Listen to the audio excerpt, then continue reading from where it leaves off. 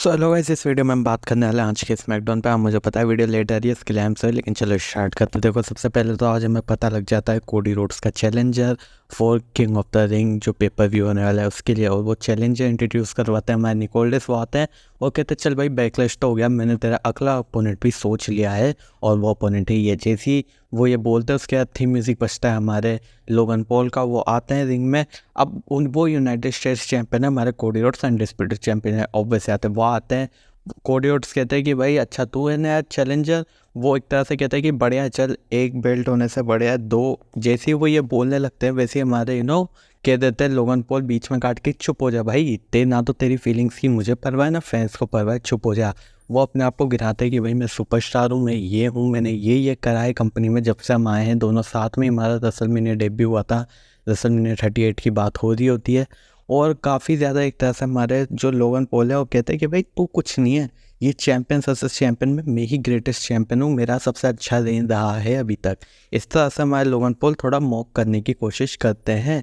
लेकिन हाँ, Cody Rhodes भी कहते हैं कि भाई इससे फ़र्क नहीं पड़ता। लेकिन एक चीज़ मुझे समझ में नहीं आई, ये मैच विनर्स टेक ऑल होगा, चैंपियन वर्सेस चैंपियन होगा। क्योंकि जहाँ पर हमारे कोडी रोड्स ये कहने वाले थे कि भाई एक बेल्ट से अच्छा है दो, वहीं उन्हें काट दिया गया और चैंपियंस वर्सेस चैंपियन वाली टर्म पूरी यूज़ करने दी। तो मुझे समझ में नहीं आ रहा है चैंपियन वर्सेस चैंपियन का होगा या फिर ये होगा विनर्स टेक ऑल। आप जो बताओ, आपको कुछ पता है तो। शायद ग्राफिक्स भी आ गया, लेकिन ग्राफिक में भी अभी तक ये नहीं पता चला है कि ये अनडिस्प्यूटेड चैंपियनशिप के लिए मैच है या फिर ये चैंपियंस वर्सेस चैंपियन है या फिर ये विनर्स टेक ऑल है।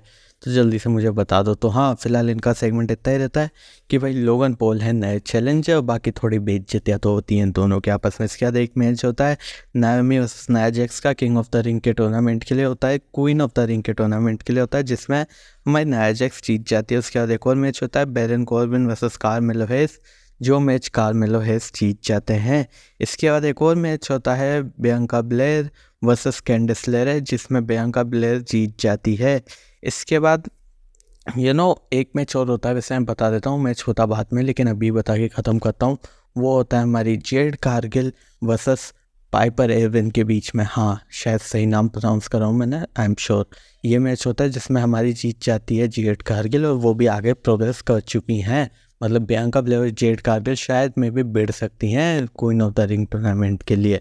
इसके बाद एक काफ़ी तगड़ी चीज़ होती है, इसके बाद होती है हमें देखने को मिलता है सोलो सिक्वा ब्लड लाइन का बैक स्टेज सेगमेंट, जिसमें हमें पता लग जाता है कि भाई ये सब किसके कहने से हो रहा है, जो भी ब्लड लाइन में हो रहा है। इस मिलते हैं पॉल हेमन, कहते हैं हमारे सोलो सिक्वा से कि भाई मुझे तुझसे बात करनी है। तो वो जो पीछे बंदे होते हैं ना, उनके तांगा लोआ तामा तुंगा दोनों साइड हट जाते हैं, बात करते हैं। पॉल हेमन कुछ कहे उससे पहले ही सोलो सिक्वा कहते हैं कि भाई तू क्या मेरी पॉकेट में से पैसे निकालने, मतलब मेरे पेट पे लात मारने की सोच रहा था? क्योंकि मैंने देखा था बैकलैश में जो तू जे को ऐसे लुक दे रहा था कि भाई तेरे को कितनी हेल्प की ज़रूरत हो, तू कितना बेचारा है। भाई मेरी बात सुन, तेरी ट्राइबल चीफ से, मतलब वो ट्राइबल चीफ ने किया था, वो कहता है तेरी रोमन रेंज से बात नहीं हुई है रेसलमेनिया से लेकर, राइट? तो हमारे पॉल हेमन कहता है हाँ भाई नहीं हुई है। तो हमारे सोलो सिक्वा ये कहता है कि मेरी हुई है और मैं इंचार्ज हूँ जब तक हमारे ट्राइबल चीफ रोमन रेंज नहीं आते। ये बात सोलो सिक्वा ने कबूल करी है कि भाई मैं ही इंचार्ज में रहूँगा जब तक वो नहीं आते, तू मेरा वाइस मैन है जब तक रोमन रेंज नहीं आता। और ये मैंने बात कर रखी है उससे। जैसे ये कहते हैं हमारे पॉल हेमन का मुंह हक्का बक्का रह जाता है कि भाई मेरे ट्राइबल चीफ ने मुझसे बात नहीं करी, इससे करी, और थोड़ा सा शौक में रहते हैं। लेकिन उसके बाद हाँ, हमारे सोलो सिक्वा गले भी लगाते हैं पॉल हेमन को, तो थोड़ा शॉर्ट हो जाता है। लेकिन जो सोलो सिक्वा के चेहरे पर लुक रहता है उससे लगा तो नहीं है चीज़ें शॉर्ट हुई हैं और कहीं ना कहीं शायद झूठ भी बोल रहे हैं हमारे सोलो सिक्वा। इसके बाद मैच होता है तामा तोंगा वर्सेस एंजेलो डॉकिंस। ये मैच भी रहता है किंग ऑफ द रिंग के लिए। वैसे इस मैच में होना बॉबी लैशली को चाहिए था, लेकिन इंजरी के कारण उनसे पुल अप कर लिया गया और एंजेलो डॉकिंस को डाल दिया गया। ये मैच ऑब्वियस ये बात है तामा तोंगा जीत जाते हैं, क्योंकि थोड़ा रिंग साइड पे जो हमारे एंजेलो डॉकिंस के भाई हैं वो भी रहते हैं, वो पिट जाते हैं ब्लड लाइन के हाथों से। लेकिन हाँ, मैच तो हमारे तामा तोंगा जीत जाते हैं। इसके बाद हम चलते हैं मेन इवेंट की तरफ। मेन इवेंट में मैच होता है AJ styles versus Randy Orton. अब देखो ये मैच होता है, अब पता है एक फ़नी चीज़ क्या होती है, रैंडी ऑर्टन कुछ टाइम पहले शायद एक इंटरव्यू में कहते हैं कि भाई वो थोड़ा डिसअपॉइंट है हमारे US की क्राउड से, क्योंकि आज तक जहाँ भी गए हैं वो बाहर पेपर व्यू करने, इंटरनेशनल PLE करने, वहाँ पे सब ने हमारे रैंडी ऑर्टन का थीम म्यूज़िक गाते हैं, लेकिन USA ने कभी नहीं गाया। तो आज USA ने वो कमी पूरी कर दी, उन्होंने थीम सब गाया रैंडी ऑर्टन का और थोड़ा रैंडी ऑर्टन का चेहरा ऐसे देखने लगता है, अरे यार ये क्या बोल दिया मैंने। लेकिन हाँ, मैच काफ़ी बढ़िया रहता है, हमें काफ़ी सारे एक तरह से सबमिशन मूव्स देखने पड़ लगते हैं एजे स्टाइल की तरफ से। बाकी यह मैच काफ़ी दासू रहता है, जीत रैंडी ऑर्टन गए और ये भी प्रोग्रेस कर गए हैं king of the ring tournament में। तो मतलब आज जितने भी सिंगल्स मैच हुए सारे के सारे किंग ऑफ द रिंग या फिर क्वीन ऑफ द रिंग के थे।